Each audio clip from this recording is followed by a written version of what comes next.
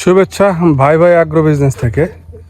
দীর্ঘ বেশ কিছুদিন পর আমরা বাগানের একটি আপডেট নিয়ে এখানে আম্রপালি এবং বাড়িভর আমি ভরপুর এই পুরো বাগানটি, পুরো প্রজেক্টটি 60 বিঘার একটি প্রজেক্ট, আশপাশ সবগুলো মিলে।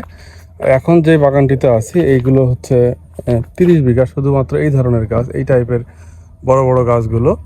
তো ঈদের আগে বেশ কিছুদিন বাগানে আপডেট দেওয়া হয়নি, এই জন্য ছোট্ট একটি ভিডিওর মাধ্যমে আপডেট দিচ্ছি। এগুলো হচ্ছে আম্রপালি আম।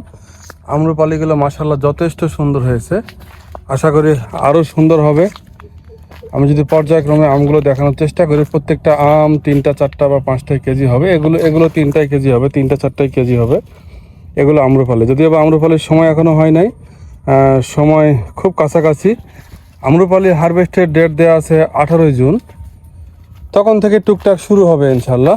দেখা যাক কি হয়।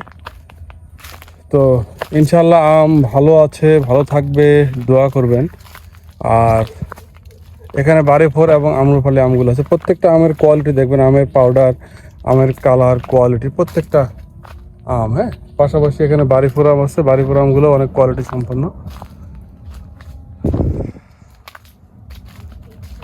প্রচণ্ড গরম এই সময় বাগানে ঘোরা, ভিডিও করা সম্পূর্ণ খুব কষ্টদায়ক। যদি একটু দেখাই, সম্পূর্ণ গাছে আম আছে আলহামদুলিল্লাহ। এই যে আমগুলো একটু ঘন আছে, ঘন হওয়ার কারণে মিডিয়াম সাইজ, তারপরেও সাইজ ছোটো না, সাইজ বেশ ভালো, কালার ভালো। তো সাইজ দিয়ে সব কিছু হয় না। এই আমগুলো সাইজ অনেক সুন্দর, কালারও ভালো। এই গাছটাতে অনেক ঘন আম আছে। আমি যদি দেখাই,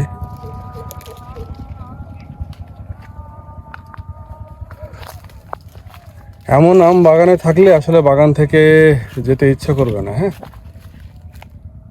অশেষ মেহেরবানিতে আম, সবগুলো আম প্রথম থেকে শেষ পর্যন্ত এখন পর্যন্ত খুব ভালো আছে।